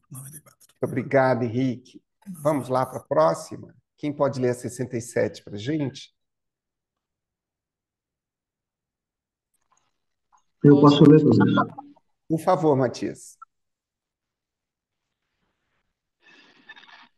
Uma família de baixa renda procurou o cartório para registrar o nascimento de um filho e solicitar a primeira certidão. O atendente informou que tanto o registro de nascimento quanto de óbito, assim como a primeira certidão, são gratuitos. Acrescentou que, para os reconhecidamente pobres, também não podem ser cobrados emolumentos por novas certidões desses atos, sendo proibido inserir menção à condição de pobreza no documento. À luz das normas aplicadas, assinale a alternativa correta. Apenas o registro de nascimento é gratuito para todos. Letra B. O registro de nascimento, o de óbito e a primeira certidão são gratuitos. São gratuitos para os pobres. São gratuitos. Para os pobres, certidões adicionais também são isentas de emolumentos e não podem conter menção à condição econômica. Somente, letra D. Letra C. Somente os pobres têm direito à gratuidade do registro. Letra D. A gratuidade não inclui certidões. E letra E. É permitido inserir no documento a expressão pobre para justificativa da gratuidade. É permitido, né? Tá dizendo aqui. Então, a resposta correta, a letra B, letra B. O registro de nascimento, o de óbito e a primeira certidão são gratuitos. Para os pobres, certidões adicionais também são isentas de emolumentos e não podem conter menção à condição econômica. Tudo bem. Fundamentação. Artigo 45. São gratuitos os assentos de registro civil e de nascimento e o de óbito, bem como a primeira certidão respectiva. Parágrafo 1º. Para os reconhecidamente pobres, não serão cobrados emolumentos pelas certidões a que se refere este artigo. Parágrafo 2º. É proibida a inserção nas certidões de que trata o parágrafo 1º deste artigo de expressões que indiquem condição de pobreza ou semelhantes. Muito bem, Matias. Olha só, vamos prestar atenção aqui numa coisa. Essa segunda parte aqui, que diz que para os pobres, certidões adicionais também são isentas de emolumentos e não podem conter. Esse trecho aqui, de que para os pobres, certidões adicionais, elas... vocês acham que esse entendimento decorre do artigo 45? É no artigo 45 que a gente encontra a fundamentação de gratuidade para outras certidões, além dessa do CAPT?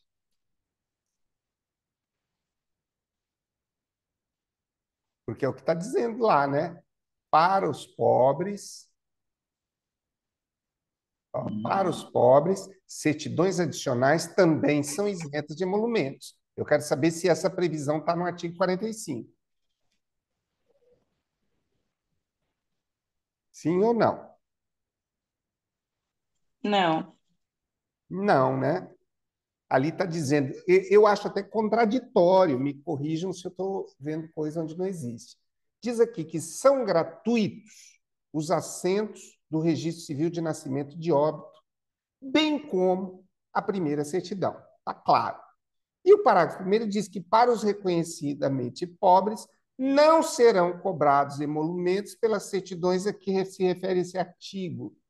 Em que é que esse parágrafo 1º inovou naquilo que já não estava no CAPT? Nada. Se são gratuitos os assentos do Registro Civil de Nascimento e de Óbito, qual é o sentido de dizer que para os pobres não serão cobrados emolumentos pelas certidões a que se refere esse artigo? Eu não entendi. Né? Também. É proibida a inserção, mas tudo bem, a gente sabe que isso está aí. Né? Essa é a redação. Pois até a gente precisa dar uma conferida aqui. Deixa eu só dar uma olhadinha aqui na 8935 para conferir se é essa realmente a redação que está lá. Tinha que ser pelas demais certidões, né, professor? E pronto. Exatamente. Olha só. Qual é o artigo ali? Aqui, ó. É o 45, né? 45. Para os reconhecimentos não serão cobrados emolumentos pelas certidões a que se refere esse artigo. Não são, são gratuitos, não tem nada que no original possa mudar o nosso tempo. Então vamos para os finalmente aqui. Título das disposições transitórias. Como é uma lei de 1994, é muito provável que algumas dessas disposições transitórias não façam mais sentido para nós hoje. Né? Artigo 47. Perdão que eu vou ter a letra da cor errada aqui.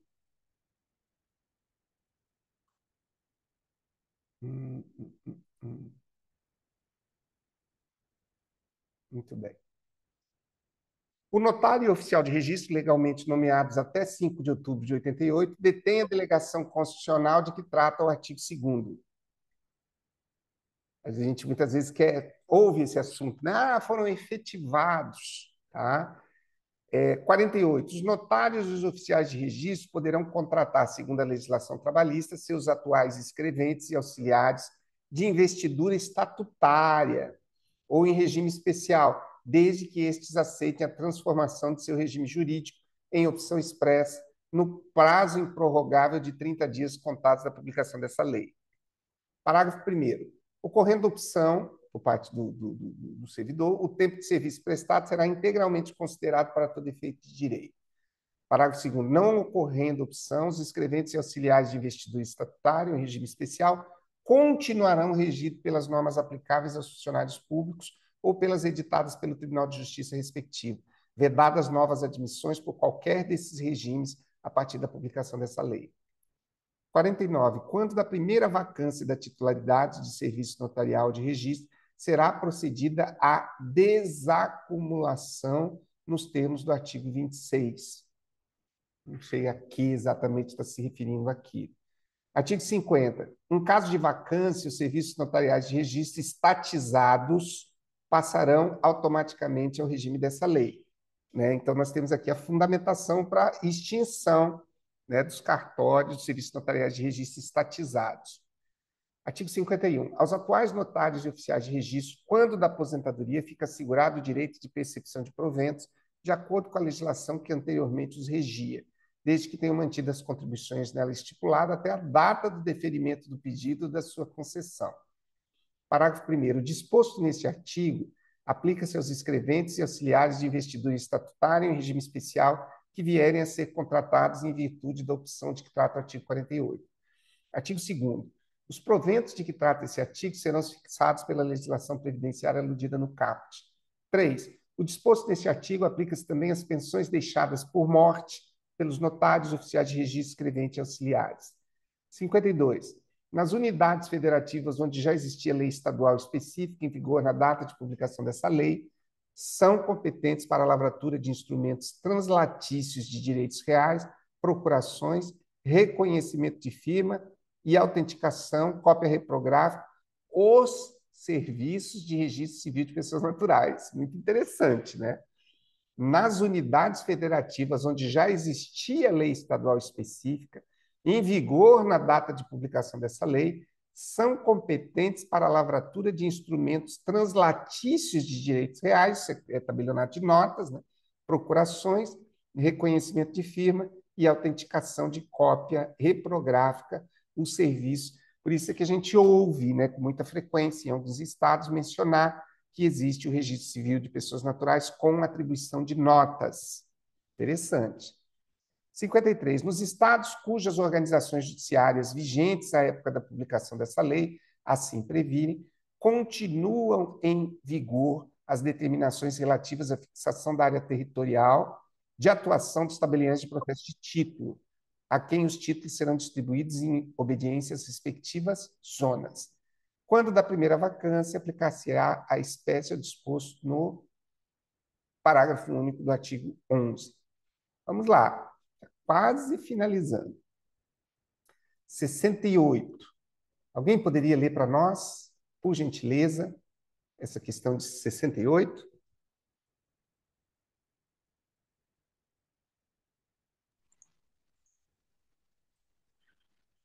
Eu posso ler. Por favor, Matias. Em um seminário sobre a evolução do notariado brasileiro, discutiu-se o regime jurídico daqueles que foram nomeados antes da Constituição de 1988.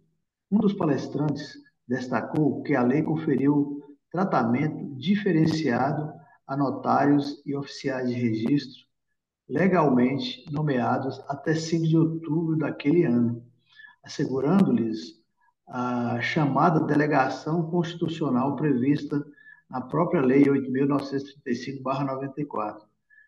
Essa delegação, segundo explicou, não se confunde com a obtida mediante concurso público após a Constituição, mas decorre do reconhecimento expresso da investidura anterior. No debate, surgiu a dúvida se essa prerrogativa está ou não expressamente prevista e garantida no texto legal, vinculando-se a uma data certa. À luz das normas aplicadas, assinale a afirmativa correta. Apenas nomeações feitas após 1988 possuem delegação constitucional. B. Nomeações até 5 de outubro de 1988 garantem a delegação constitucional prevista no artigo 2º da lei. Letra C. A delegação constitucional depende de aprovação em concurso realizado após 1988. Letra D. Apenas nomeações vitalícias possuem delegação constitucional. Letra E. A lei não trata da data de 5 de outubro de 1988. Alternativa correta, letra B. Nomeação até 5 de outubro de 1988. Nomeações até 5 de outubro de 1988 garantem a delegação constitucional prevista no artigo 2º da lei. Fundamentação legal. O notário e oficial de registro legalmente nomeados até 5 de outubro de 1988 detêm a delegação constitucional que trata do artigo 2º. Muito bem, Matias. Vamos para a 69. Temos um voluntário aí para a leitura da 69?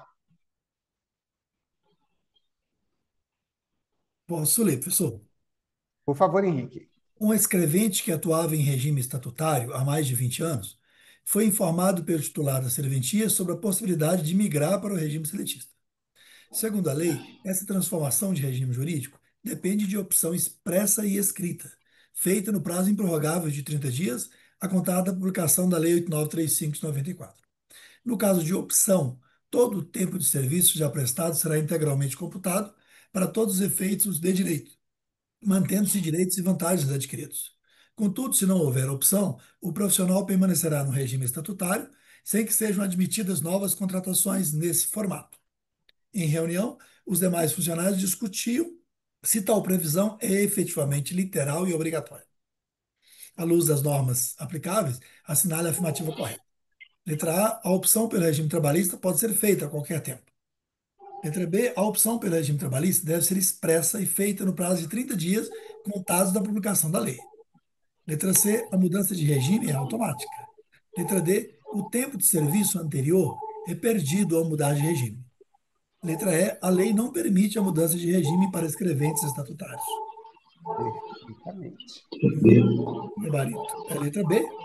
Letra A B. opção pelo regime trabalhista deve ser expressa e feita no prazo de 30 dias contados da publicação da lei. Fundamentação, artigo 48.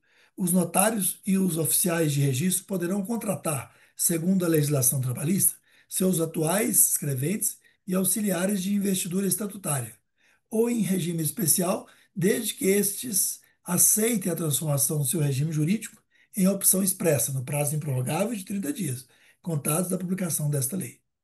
Parágrafo 1º. Ocorrendo a opção, o tempo de serviço prestado será integralmente considerado para todos os efeitos de direito. Muito bem, muito bem. Então, temos 30 dias a partir da publicação da lei. Quem fez a opção fez, quem não fez, 70. Quem pode ler para a gente?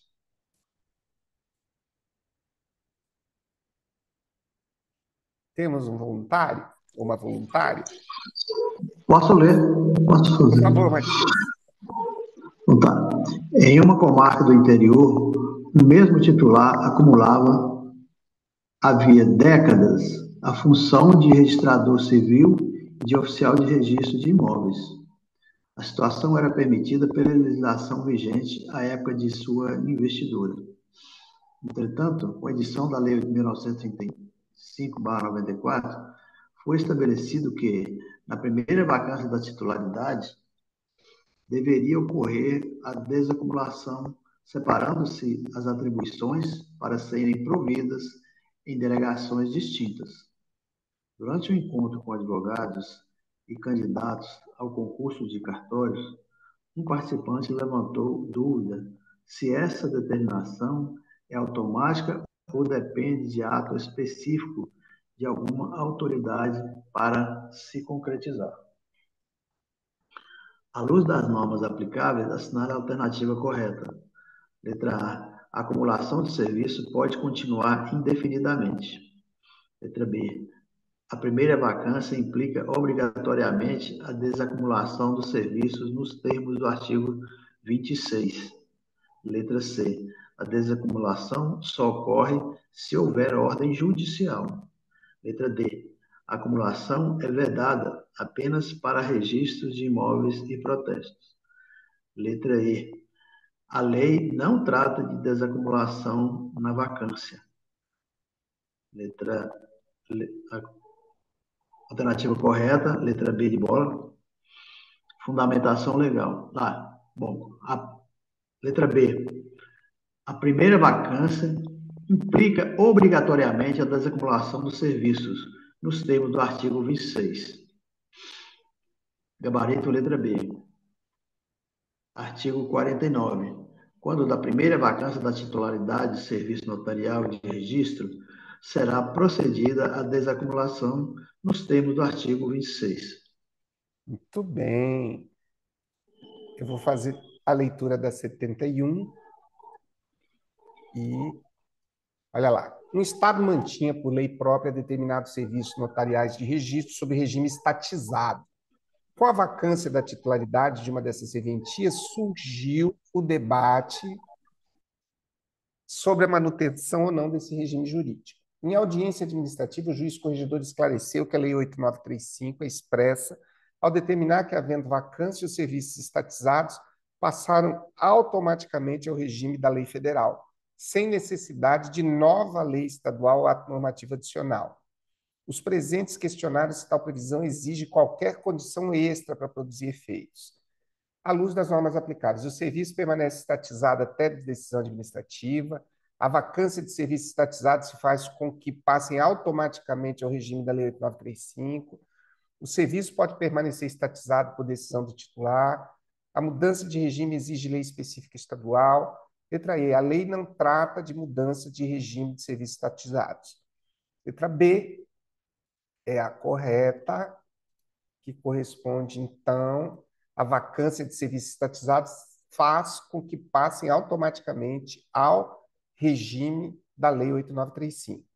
Artigo 50. Em caso de vacância, os serviços notariais de registro estatizados passarão automaticamente ao regime dessa lei. Alguém pode ler? Professor, Por favor, pode professor, falar. parece que a Bahia não leu esse artigo, não, né?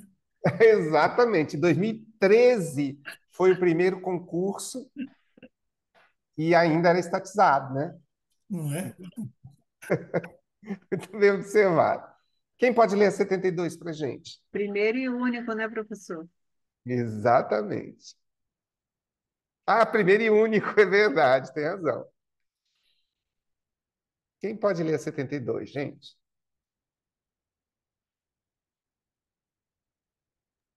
Posso voltar a ler, professor? Por favor, Henrique. Em determinada unidade da Federação, antes da publicação da Lei 8935, havia lei estadual específica atribuindo ao Registro Civil das Pessoas Naturais a competência para lavrar instrumentos translativos de direitos reais, procurações, reconhecimento de firmas e autenticações de cópias reprográficas. Com a entrada em vigor da lei federal, surgiram dúvidas sobre a manutenção Ficou mudo, Henrique. Com a entrada em vigor da lei federal, surgiram dúvidas sobre a manutenção dessas atribuições. surgiram Sim, dúvidas sobre as instruções. Em reunião pode. entre corregedoria, titulares e representantes da associação. Está me ouvindo, não? Sim, estamos. Voltou. Foi esclarecido que a lei preserva tais competências, desde que previstas em legislação estadual vigente na data de sua publicação, sem prejuízo de outras regras de organização judiciária aplicáveis. À luz das normas aplicáveis, assinale a afirmativa correta. Letra A. Apenas tabelionatos de notas podem lavrar tais atos. Letra B. A lei permite que o registro civil das pessoas naturais mantenha essas atribuições desde que previstas em lei estadual vigente à época da publicação da Lei 8935. Letra C. Essa competência é exclusiva de registros de imóveis. Letra D. A lei proíbe que o registro civil das pessoas naturais lavre procurações. Letra E. A lei não trata dessa hipótese. Gabarito letra B. A lei permite que o registro civil das pessoas naturais mantenha essas atribuições, desde que previstas em lei estadual vigente à época da publicação da 8935. A fundamentação, artigo 52, nas unidades federativas, onde já existia lei estadual específica, em vigor na data da publicação desta lei, são competentes para a lavratura de instrumentos translatícios de direitos reais, procurações, reconhecimento de firma e autenticação de cópias reprográficas os serviços de registro civil das pessoas naturais. Lei 8935. Muito bem. Aqui nessa 52 diz, acabou de ler, Nas unidades federativas, onde já existia lei específica em vigor na data de publicação dessa lei, são competentes para a lavratura, Então, na verdade, só convalidou. Se já existia a lei, permanece. Gente, parece que eu estou ouvindo aquela musicazinha da Fórmula 1. Tchan, tchan, tchan. Tchan, tchan, tchan. Conseguimos vencer a Lei 8935, totalmente vista. Confesso a vocês que eu ainda não tinha feito um estudo tão decente quanto a gente fez aqui. Estão todos vocês de parabéns, tá? Semana que vem eu já estou querendo colocar no lugar dela a lei de alienação fiduciária em garantia, tá? De bens imóveis. Então, semana que vem o bicho pega. Nós vamos começar aí com a jornada de 6 horas diárias. Já estou vendo eu ficar sozinho aqui, mas não tem problema. A felicidade que eu estou neste momento de estar completando 72 horas líquidas de estudo é algo assim fenomenal. Como eu já disse para vocês, eu não tenho a menor certeza de se eu vou conseguir obter êxito nesse ENAC ou nos certames que eu vou fazer, mas uma coisa é que eu já estou começando a sentir aquela sensação de dever cumprido, tá? E em grande parte eu devo isso a vocês, tá? A essa energia. Eu sempre soube que esse projeto seria um projeto solitário, então eu estou absolutamente surpreso com a quantidade de colegas que estão se sentindo beneficiados pelo método, por essa energia que a gente está colocando aqui. Peço desculpas, eventualmente, por alguma indelicadeza, por alguma impaciência, ou por não ter atendido a todos assim à altura. Então, para nós fecharmos com chave de ouro, eu vou abrir a palavra. Quem quiser falar alguma coisa da experiência que teve, gostou, foi válido, a sensação de domínio da 8935 melhorou, está na mesma, não foi válido. Não é um espaço só para a gente ouvir elogios, tá? Mas para que vocês possam interagir, se sentirem parte desse projeto. Professor, errar é humano est, né, que eu aprendi em latim.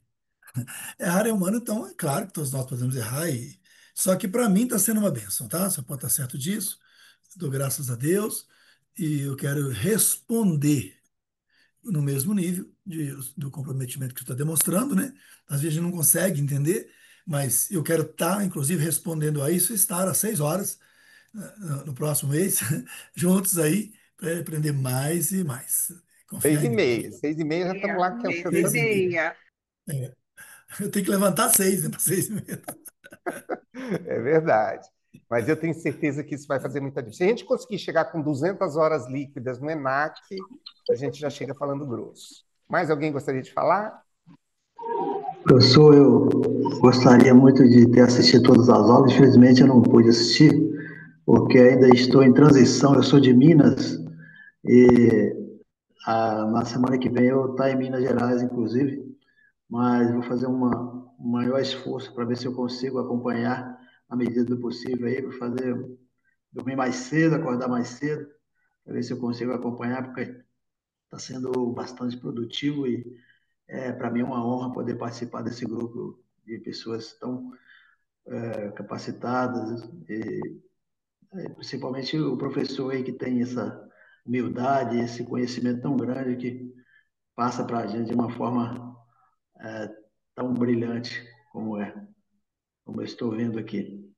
Tá? Tem mais a que agradecer e humildemente vou aqui, na medida do possível, tentando acompanhar aí as aulas. Muito obrigado. Gratidão, Matias, pela generosidade das suas palavras. Mas alguém gostaria de falar? Professor, eu queria agradecer tanta gentileza em compartilhar seu conhecimento com a gente e o incentivo todos os dias para a gente estudar. Muito obrigada. Renata, você não faz ideia do quanto a sua presença nessas nossas reuniões assim tão assídua foi estimulante para mim, tá? Eu te agradeço também e agradeço a cada um de vocês aqui. Então, retorne, amanhã estamos aqui às 7h30, estudando Direito Civil.